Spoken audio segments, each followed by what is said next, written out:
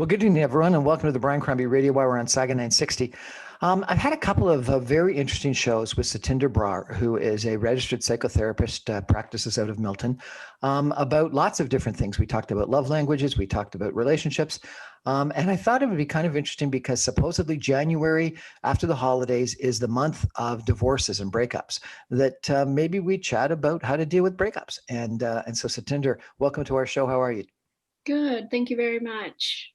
So what is the right way to break up if there is one? Well, yeah, there are some sort of etiquette that you can follow when breaking up. Breaking up is never fun, right? It's not fun for the person doing it. It's not fun for the person it's being done to. I think we often think that it's worse for the person who is being broken up with, but it can be difficult for both people because there's a mix of emotions.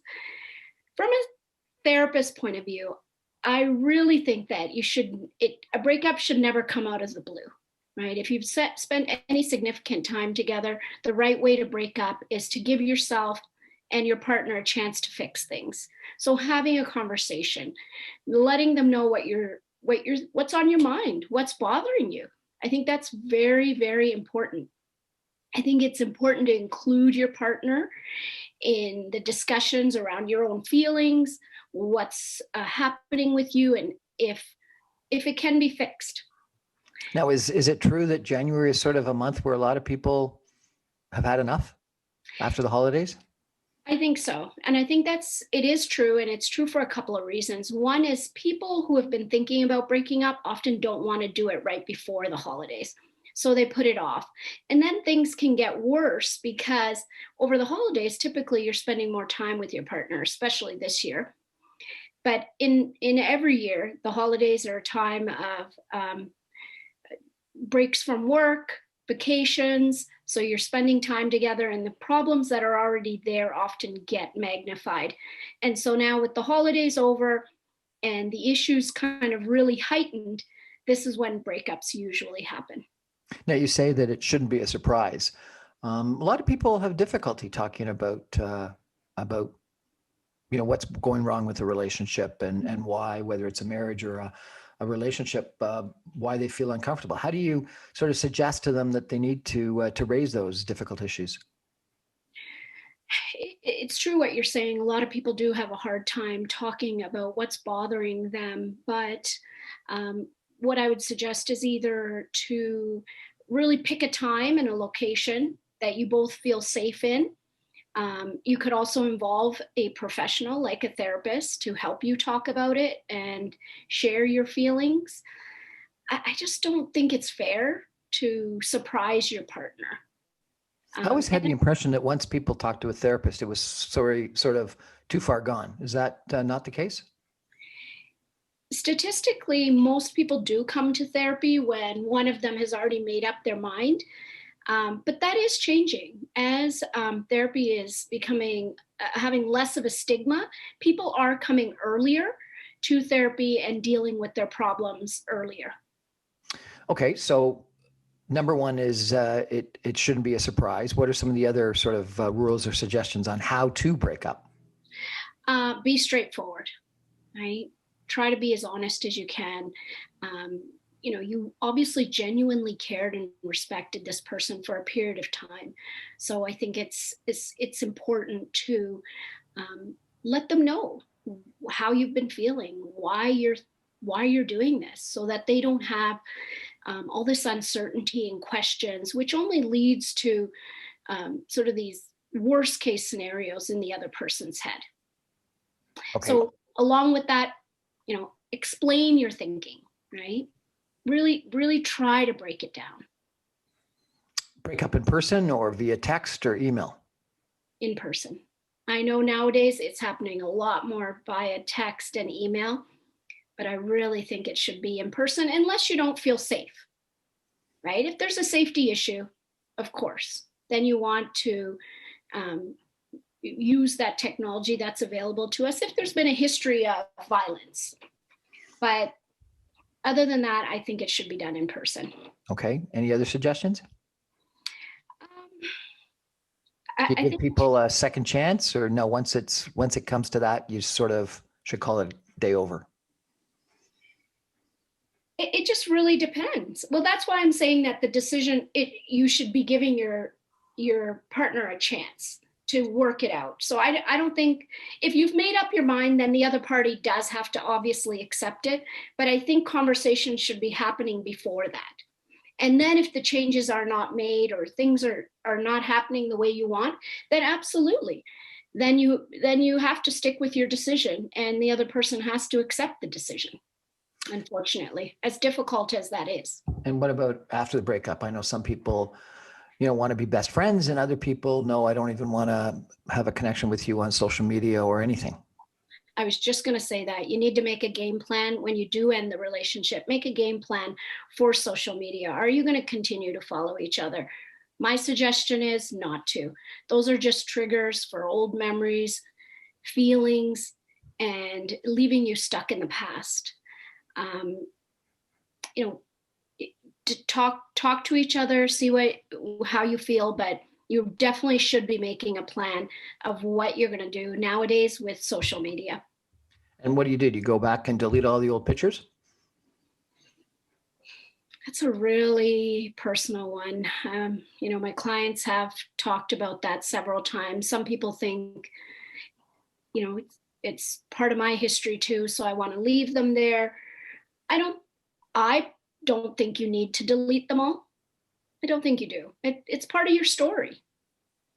And it's okay for them to be there. It is part of your story, and you can't just delete your history, can you? Exactly. You can't. I think it's okay to leave them. I don't think it's okay to sit and look at them all the time, because that, again, is going to keep you stuck in the past. But it's okay to have them there. Okay. And so what we're going to do now is we're going to take a break, and we're going to, when we come back, talk to Satinder about how to move on and how do you cope with the breakup. We're talking to Satinder Brar, a registered psychotherapist, about breakups. Stay with us.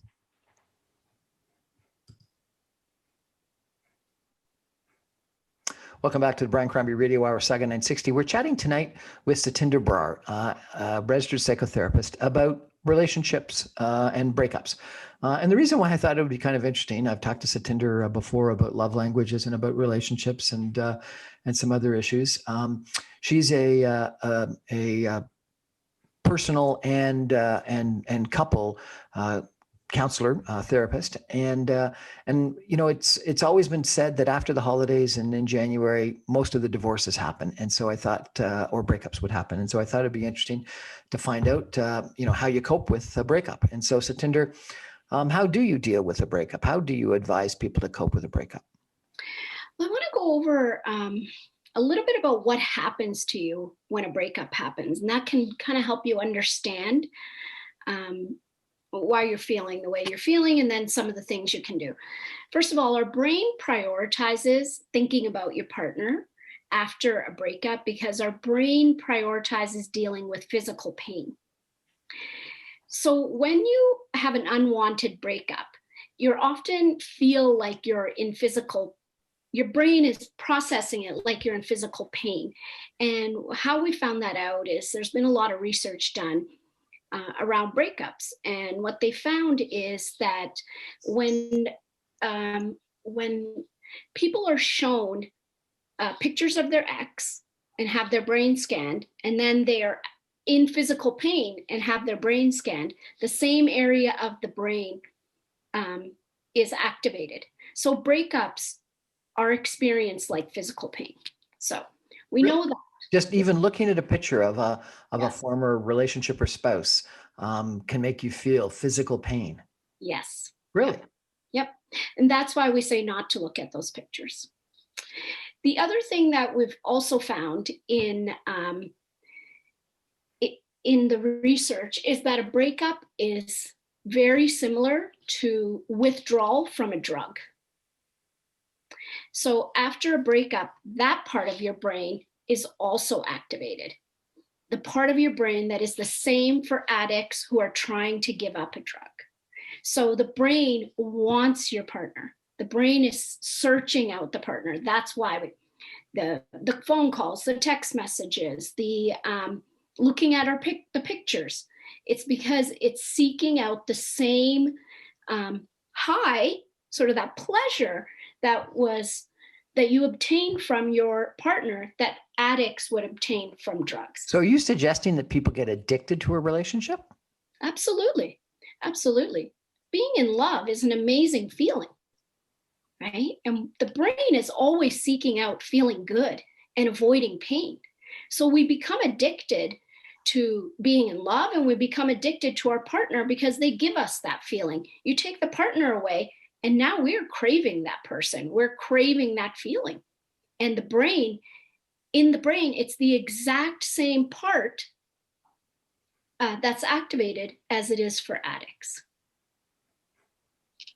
Right? Okay. So yep, go ahead. So what else?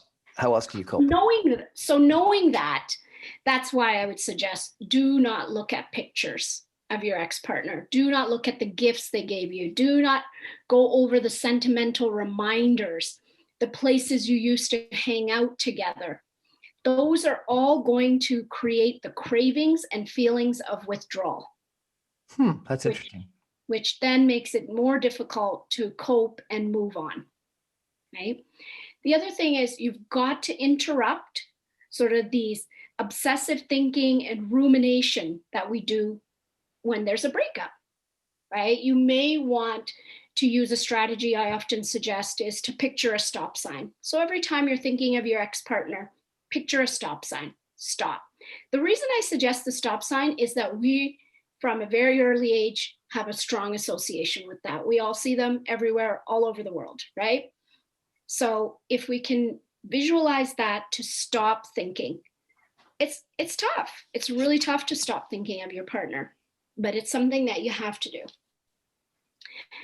Another strategy is starting a new exercise routine. And I know everybody is usually doing that in January anyways, but it definitely helps because it releases brain chemicals that help us feel better. Okay. It's not just good for you physically, but it's good for you emotionally and psychologically. So don't look at pictures, get rid of memories, don't ruminate, don't text, don't email. When you think about the ex, think of a stop sign instead of picturing the ex. Yep. And then start a new exercise routine. Yep. Another strategy is to think about the parts of the relationship that were not so good. Think about the bad parts. It really, truly helps because we tend to idealize past relationships. And what we need to do is look at them really realistically and look at the parts of the relationship that weren't working. Okay. And that can really help us move on as well. Okay. And some people say what you should do is get into a new relationship. That's the only way to get over an old one. Is that correct? Eventually, absolutely. Eventually you should. Should you do it right away? No. The reason I say that is that I think you should take some time to heal. One, because when you're not your best self, you don't make the best decisions. So often we've all heard it, right? The rebound relationship. And often the rebound relationship isn't the best decision, right? We're vulnerable, we're hurting, and we make a decision that may not be best for us. So you may end up with somebody who normally you wouldn't stay very long with, and that's why it's called the rebound relationship. Right. Okay. It's very important to limit contact, taking some time apart, right?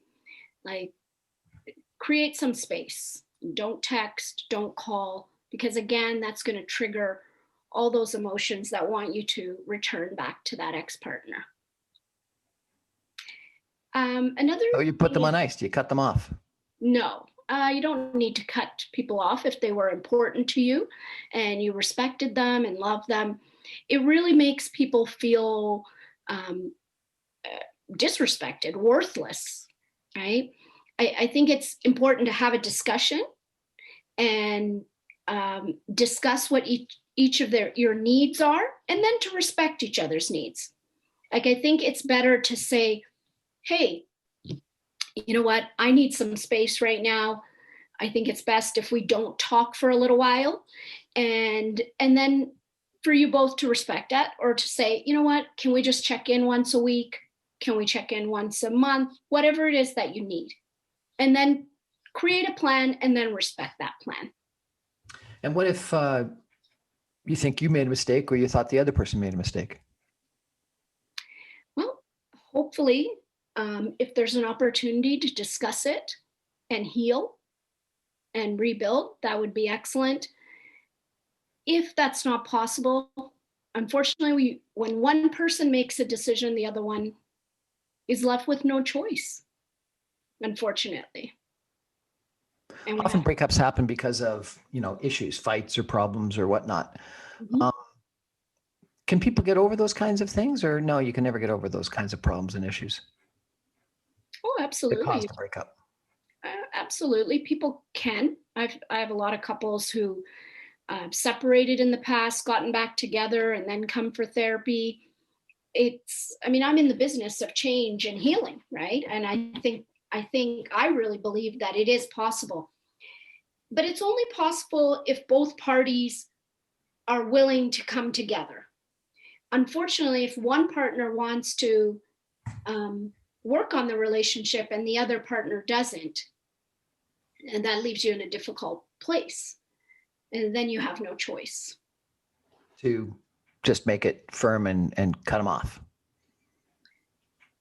Um, well, if you make a decision to end the relationship and you feel like you have reasons to do that, the other person will have to accept it, as difficult as it is. It doesn't mean that it's easy.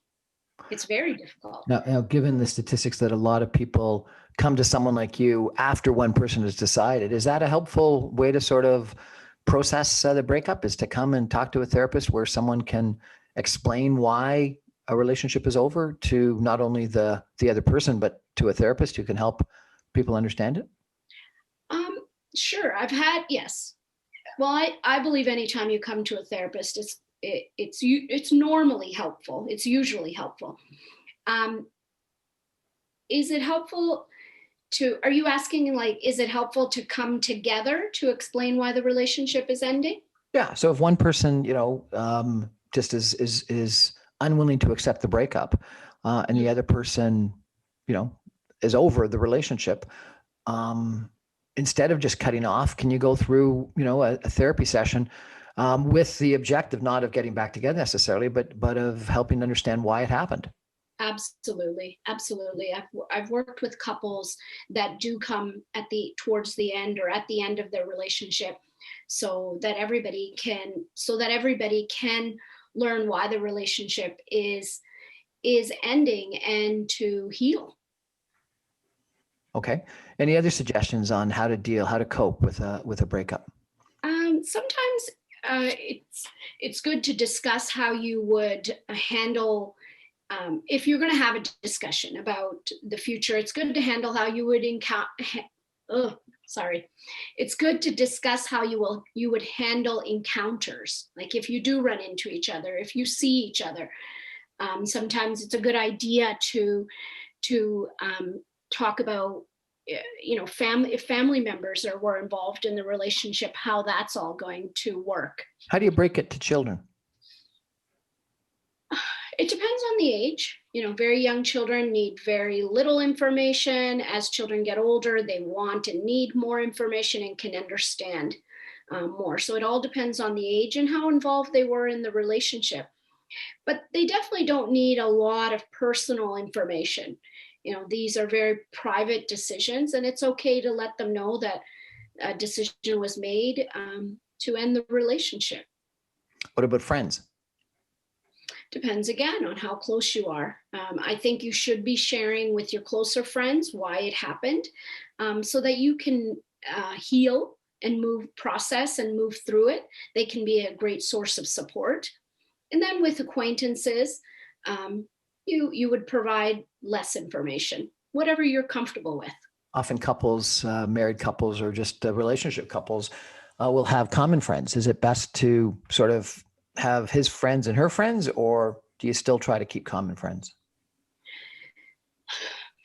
I think what naturally happens is over time, the friends do end up being closer with one person or the other. Different friends will end up on different sides of the camp, really.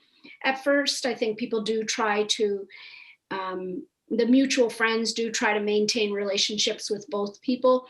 But I think it gets difficult. And over time, that sort of organically changes. I've heard stories where people had a really good relationship with their spouses or their relationships' parents. Yes.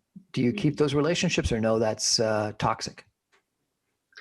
I don't think it's to that extreme that it's toxic. I think that, again, over time, that usually dwindles down, that contact, because if your ex-partner gets a new partner, they're going to get involved with the parents. So I think there may be some minimal contact over time. We're chatting with Satinder Brar, a registered psychotherapist, about breakups. It's January. It's after the holidays. Lots of people break up at that time, and so I thought it would be helpful to get some advice. We're going to take a break, and we're going to come back and ask Satinder about lessons that you can actually learn from breakups and how they can be helpful in your future. Stay with us. Welcome back to the Brian Crombie Radio Hour, Saga 960. We're chatting about breakups. It's interesting. Lots of people talk about, and I've spoken to Satinder Brar, our guest, registered psychotherapist, before, about building strong relationships, about love languages, about lots of other issues. But breakups happen. And so I thought it would be interesting to check in with Satinder. And we've talked already tonight about why breakups happen, how best to do them, and also how to cope with them. But now, Satinder, I wonder if you could talk about lessons that one can learn from a breakup. Absolutely. I think if we look at any experience in our life in the past that didn't go well, the best thing is to learn from it, right? That's kind of what everybody always says. With relationships, one of the things you can learn is what you enjoy in your partner. Right? When a relationship ends, it's a good time to look back and say, what were the things about my ex-partner I really enjoyed? And what were the things I didn't enjoy?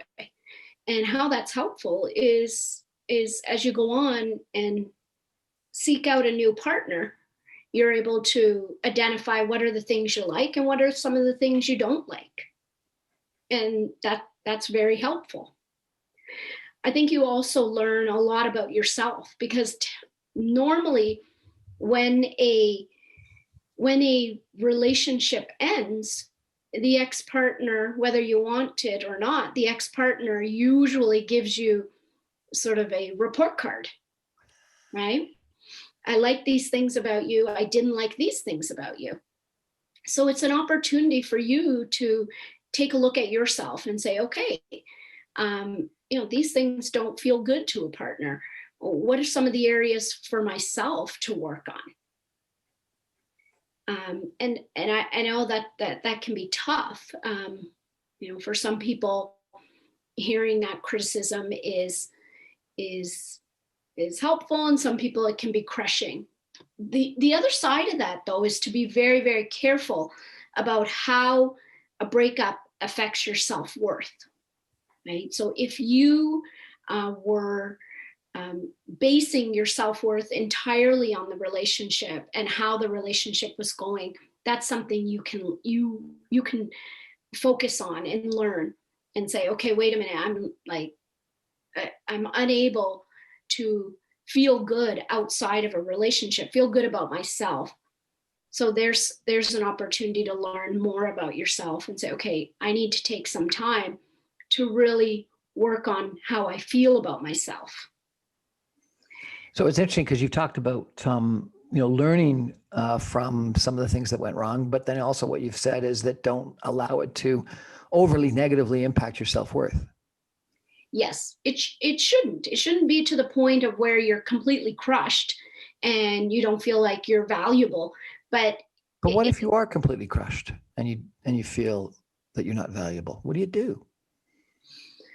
Well, then you need, what I would suggest at that time is to take some time for yourself, really focus on yourself, right? Really focus on developing who you are and how you feel about yourself. So there's crushed in that in two ways, and maybe Brian, you can explain which one you're thinking is. There's crushed in that, you really thought this was the partner you were going to have a great life with, and then and enjoy your future with. And then there's crushed sort of like, I'm worthless if I'm not with this partner. So I'm thinking of, if you're with somebody and then you're not with somebody and you're feeling worthless, that's something to work on and learn about yourself. And Well, that's sort of your addiction scenario, that you're acting like an addict and you're going through withdrawal, I guess. yeah, Because it was just the feeling of love and support, and that you got self-worth from the relationship that you're missing. And that's why you're crushed. The first crushed is the more worrisome one, which is that you actually love the person and you thought it was going to be a great relationship and work out. absolutely. Absolutely.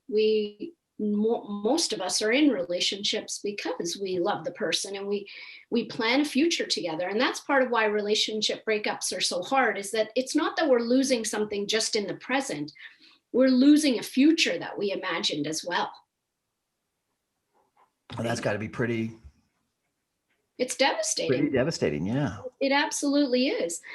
There's other losses where it's a loss just in that moment, but and that's why often relationship breakups feel like a death, and we go through the grieving process very much like a death. And that's another thing you can learn about yourself. How do I cope with loss? Do I deal with loss in a healthy way? Or are there things I need to change about how I cope with loss? Well, this is an interesting conversation. And so if people come in to you and they're about to break up, what do? You sit them down and just talk it through? Absolutely. We talk about, how did they come to this decision? How long have they been thinking about this? Have they shared their concerns, ideas with their partner? How are they feeling about having that conversation? Can I be of assistance in that conversation? Is there an opportunity to repair the relationship? I'll almost always, well, I do always ask that and hope that there is, because I think a lot goes into relationships. We give so much of our time, our energy, we share so many parts of our lives. And I'm really, really a big believer of trying to work relationships out if you can. You think so? If it's not perfect, but it's just good, you think it's worthwhile trying to work it out? Absolutely. I don't believe in perfect. I think perfect is an unattainable goal. And if you're seeking perfect, you're going to be very disappointed. I really work with good. That's in every area, I think. And that's not to say that I don't strive for excellence or recommend that you strive for excellence, but perfect is impossible. I saw this book title once, and I didn't read the book, but even the book title bothered me. It was something like "Too Good to Go, Too Bad to Stay," Oh, yes. Yeah. and it suggests sort of that it's not even good, but it's sort of there, and the quandary of whether you leave or go. And what you're saying is, if there's a chance, work at it. Yes.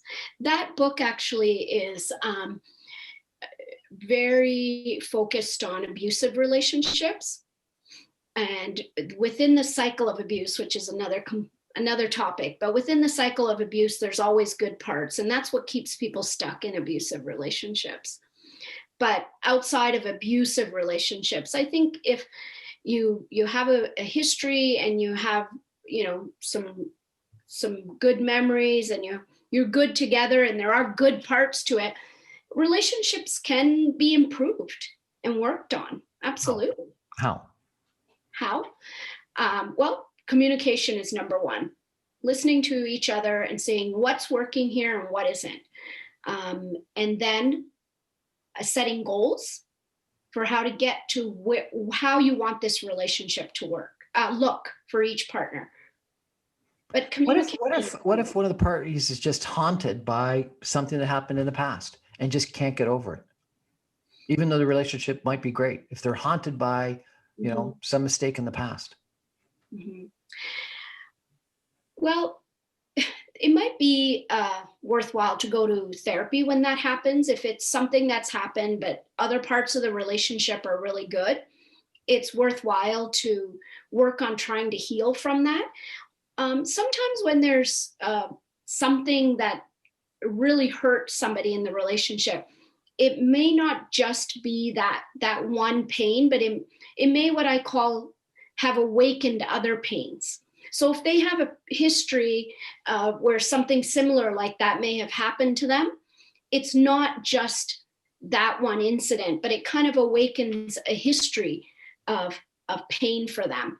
And maybe there's some healing that can be done for that person individually so that they can be in the relationship.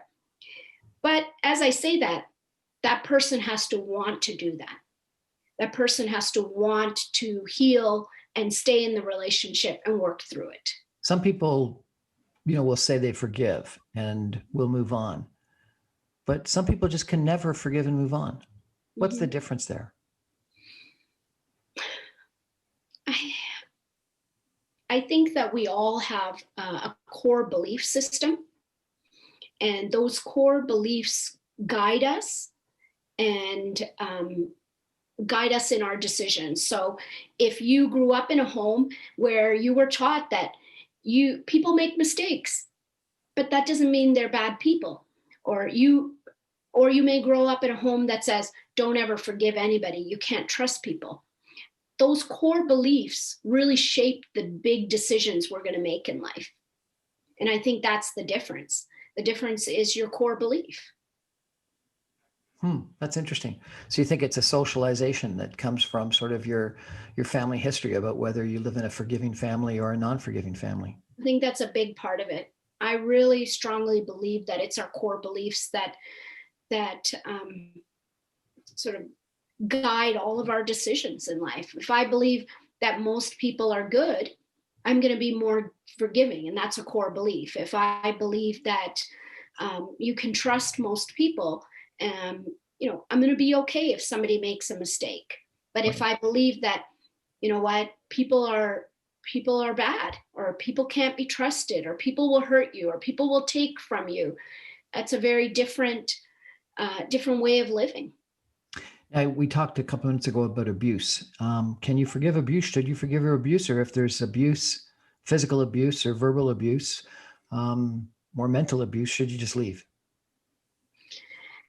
Oh, abuse is a very, very complicated issue. I think most people will say, oh, let's just say typically because it's a woman, and just say, why is she still there? But it's very, very complicated because of how I said that most abusive relationships do have periods of time that are good. And if we go back to the addiction piece that I talked about, our brain gets addicted to those good parts, right?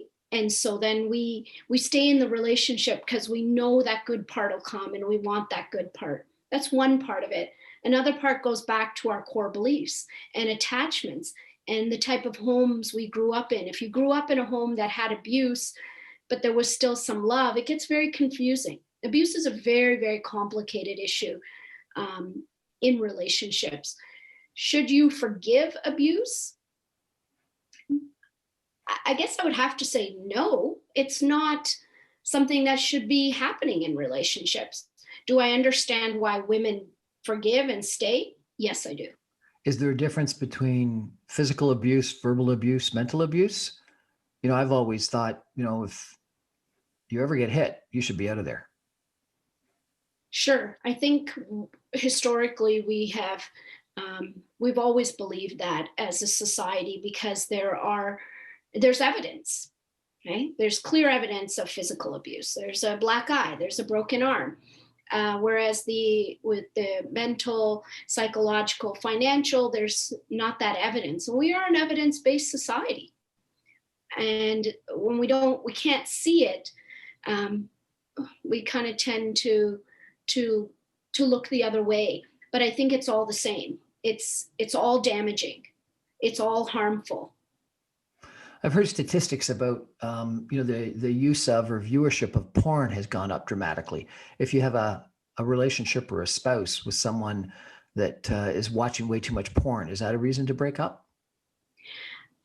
It can be. It definitely can be if it gets to the point where it interferes in the normal functioning of the relationship. I've worked with many couples where they're not bothered by their partner's viewing of porn, and then I've had couples who um, are uncomfortable with any viewing of it, and it all depends on the parties involved. If you're dealing with one person whose self-worth is low, then the viewing of the porn is going to feel very threatening. But if there's a healthy sex life, there other parts of the relationship are going really well, and the viewing of the porn is not interfering, then they're okay with it. So it actually depends on a lot of factors. We're having a great conversation with Satinder Brar, a registered psychotherapist, about relationships and about breakups of relationships. Satinder, thanks so much for sharing with us today. I really appreciate it. If people want to contact you for some help or some advice, how do they do that? You can take a look at my website, which is satinderbrar.ca, or you could give me a call at 647-302-6995. Satinder Brar, thank you so much. I really appreciate it. You're welcome. Well, that's our show for tonight. Stay with us. We're going to have come back for a little bit of conclusion, and then that's going to be it. Good night.